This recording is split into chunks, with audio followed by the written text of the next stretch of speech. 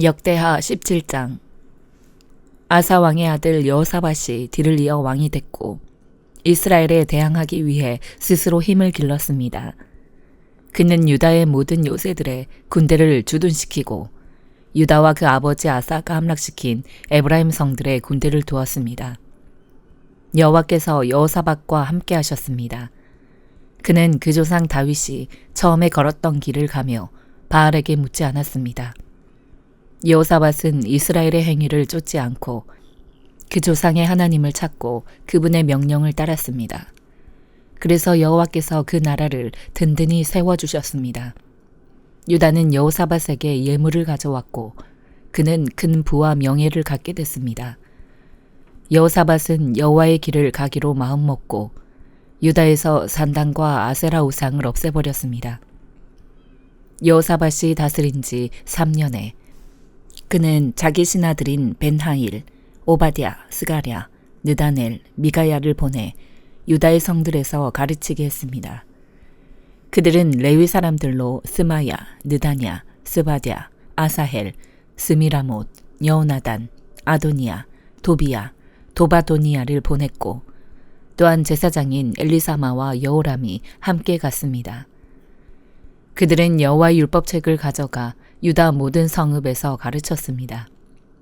유다의 온 성들을 두루 다니며 백성들을 가르쳤습니다.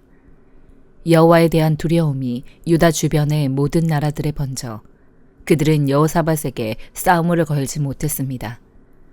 몇몇 블레셋 사람들은 여호사밧에게 예물을 보내고 조공으로 은을 보내기도 했고 아라비아 사람들은 순양 7,700마리와 순염소 7,700마리를 보냈습니다. 여호사밧은 더욱 세력이 강해져 유다의 요새들과 창고 성들을 지었고 유다 성들의 양식을 많이 쌓아두었습니다. 또 예루살렘에 용감한 군사들을 두었습니다. 군사는 족속대로 이름이 올라 있었습니다.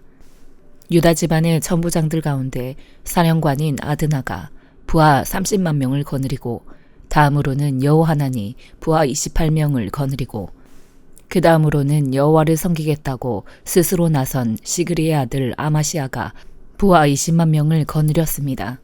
베냐민 사람으로는 용감한 군인 엘리아다가 활과 방패를 가진 부하 20만 명을 거느리고 여호사밧은 싸울 준비가 돼 있는 군사 18만 명이 있었습니다.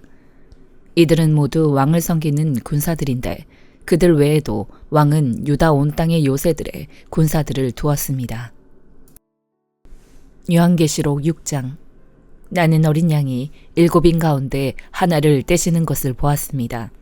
그리고 나는 네 생물 가운데 하나가 천둥 같은 소리로 오라 하고 말하는 소리를 들었습니다. 그때 나는 보았습니다. 흰 말이 있는데 그 위에 탄 사람이 활을 갖고 있었고 그에게 면류관이 주어졌는데 그는 나가서 이기고 또 이기려 했습니다. 두 번째 인을 떼실 때 나는 두 번째 생물이 오라 하고 말하는 소리를 들었습니다.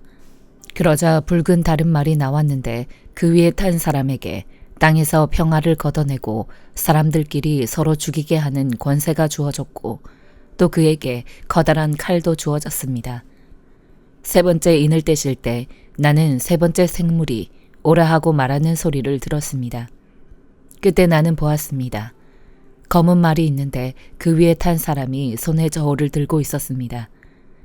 그때 나는 네 생물 가운데서 나는 듯한 소리를 들었습니다. 1데나리온의 밀 1코이닉스요. 1데나리온의 보리 3코이닉스다. 올리브 기름과 포도주를 손상시키지 말라. 네 번째 인을 떼실 때 나는 네 번째 생물의 음성을 들었는데 말하기를 오라고 했습니다. 그때 나는 보았습니다. 푸르스름한 말이 있는데 그 위에 탄 사람의 이름은 사망이요. 음부가 그 뒤를 따르고 있었습니다. 그들에게 칼과 기근과 사망과 땅의 들짐승들로 땅의 4분의 1을 죽일 권세가 주어졌습니다.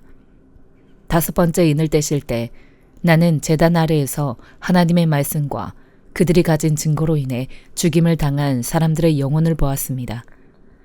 그들은 큰 소리로 외쳤습니다. 거룩하고 참되신 대주제여, 언제까지 땅 위에 사는 사람들을 심판하시고 우리의 핏값을 갚아주지 않으시려는 것입니까? 그러자 그들 각 사람에게 흰옷이 주어졌고 그들은 그들과 같이 죽임을 당하게 될 그들의 동료 종들과 형제들의 수가 찰 때까지 잠시 더 쉬라는 말씀을 들었습니다. 6번째 인을 떼실 때 나는 보았습니다.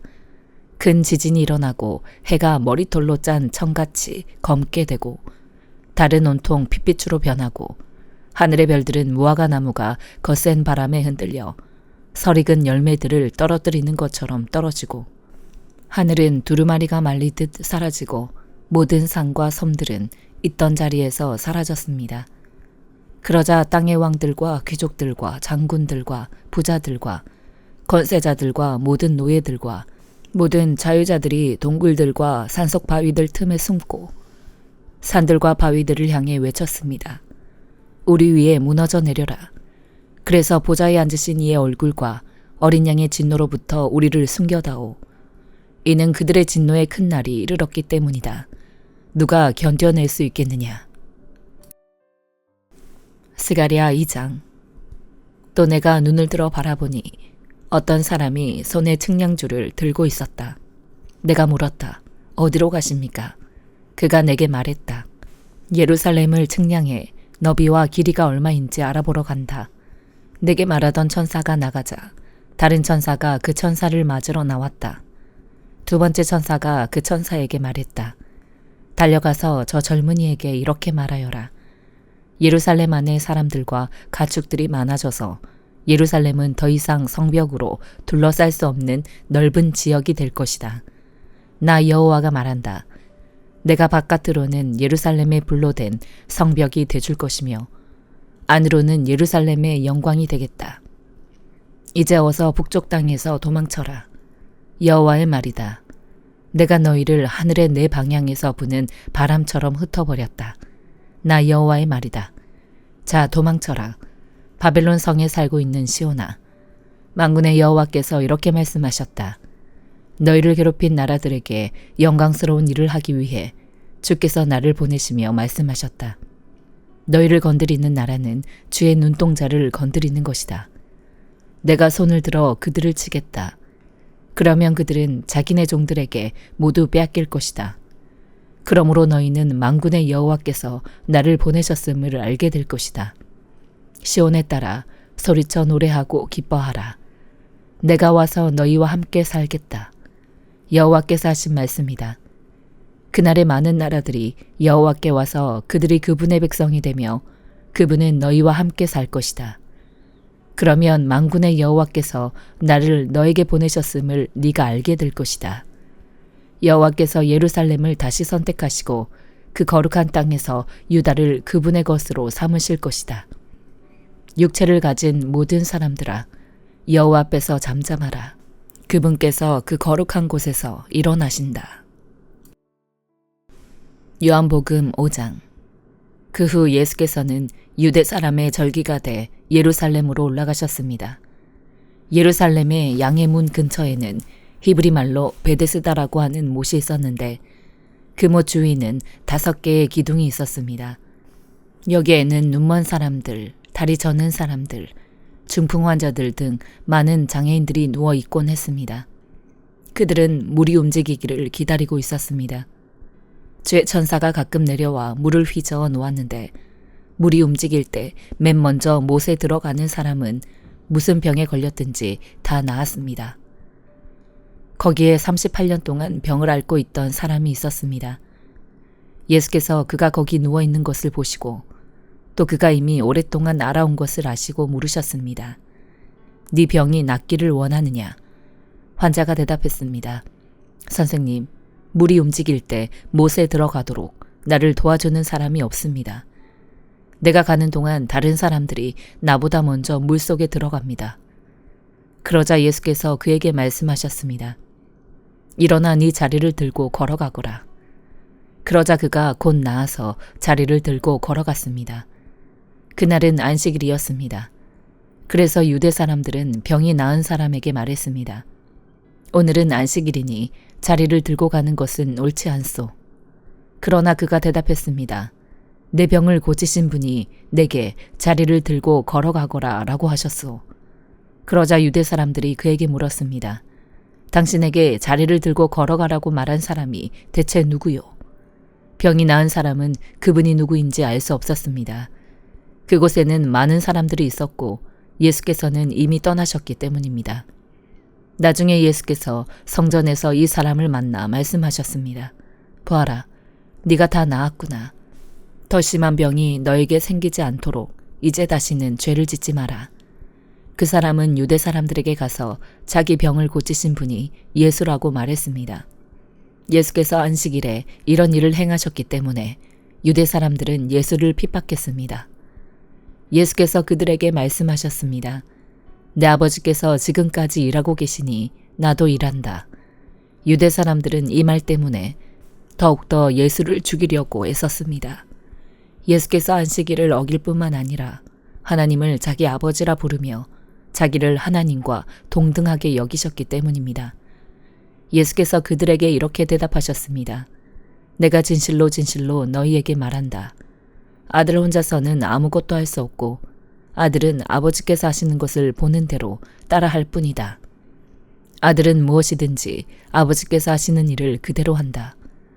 아버지께서는 아들을 사랑하셔서 하시는 일들을 모두 아들에게 보여주신다. 또한 이보다 더 큰 일들을 아들에게 보여주셔서 너희를 놀라게 하실 것이다. 아버지께서 죽은 사람을 일으켜 생명을 주시는 것 같이 아들도 자기가 원하는 사람들에게 생명을 준다. 아버지께서는 아무도 심판하지 않으시고 아들에게 모든 심판을 맡기셨다. 이는 모든 사람이 아버지를 공경하는 것 같이 아들도 공경하게 하려는 것이다. 아들을 공경하지 않는 사람은 그를 보내신 아버지도 공경하지 않는다. 내가 진실로 진실로 너희에게 말한다. 누구든지 내 말을 듣고 나를 보내신 분을 믿는 사람은 영생이 있고 심판을 받지 않는다. 그는 죽음에서 생명으로 옮겨졌다. 내가 진실로 진실로 너희에게 말한다. 죽은 사람들이 하나님의 아들의 음성을 들을 때가 오는데 지금이 바로 그때다. 그 음성을 듣는 사람들은 살 것이다. 아버지께서는 자기 안에 생명이 있는 것 같이 아들에게도 생명을 주셔서 아들 안에 생명이 있게 하셨다. 또 아버지께서는 아들에게 심판할 수 있는 권한을 맡기셨는데 이는 아들이 인자이기 때문이다. 이것에 놀라지 말라. 무덤 속에 있는 모든 사람들이 아들의 음성을 들을 때가 온다. 선한 일을 행한 사람들은 부활해 생명을 얻고 악한 일을 행한 사람들은 부활해 심판을 받을 것이다. 나는 아무것도 내 마음대로 할 수 없다. 나는 아버지께 들은 대로만 심판하기 때문에 내 심판은 공정하다. 이는 내가 내 뜻대로가 아니라 나를 보내신 분의 뜻을 기쁘게 하려 하기 때문이다. 만약 내가 나 자신에 대해 증언한다면 내 증언은 참되지 못하다. 나를 위해 증언하시는 분이 계시는데 나는 나에 대한 그분의 증언이 참인 것을 안다. 너희가 요한에게 사람들을 보냈을 때 그가 이 진리에 대해 증언했다. 내가 이 말을 하는 것은 사람의 증언을 받으려는 것이 아니요 다만 너희로 하여금 구원을 얻게 하려는 것이다. 요한은 타오르면서 빛을 내는 등불이었고 너희는 잠시 동안 그 빛 안에서 즐거워했다. 그러나 내게는 요한의 증언보다 더 큰 증언이 있다. 아버지께서 내게 완성하라고 주신 일들, 곧 내가 지금 하고 있는 일이 바로 아버지께서 나를 보내셨다는 것을 증언한다. 그리고 나를 보내신 아버지께서도 친히 나에 대해 증언해 주신다. 너희는 그분의 음성을 들은 적도 없고 그분의 모습을 본 적도 없다. 또한 그분의 말씀이 너희 안에 있지도 않다. 이는 너희가 아버지께서 보내신 이를 믿지 않기 때문이다. 너희가 성경 안에서 영생을 얻을 수 있다는 생각에 성경을 열심히 연구하는구나. 성경은 바로 나에 대해 증언하고 있다. 그러나 너희는 생명을 얻기 위해 내게로 오려고 하지 않는다. 나는 사람들에게서 영광을 받지 않는다. 나는 너희가 하나님을 사랑하는 마음이 없다는 것을 안다. 내가 내 아버지의 이름으로 왔는데 너희는 나를 영접하지 않고 있다. 그러나 누군가 다른 사람이 자기 이름으로 오면 너희는 영접할 것이다. 너희는 서로 영광을 주고받으면서도 정작 유일하신 하나님으로부터 오는 영광은 얻으려고 하지 않으니 어떻게 믿을 수 있겠느냐? 그렇다고 내가 아버지 앞에서 너희를 고소하리라고는 생각하지 말라. 너희를 고소하는 사람은 너희가 소망을 두고 있는 모세다. 만약 너희가 모세를 믿었다면 나를 믿었을 것이다.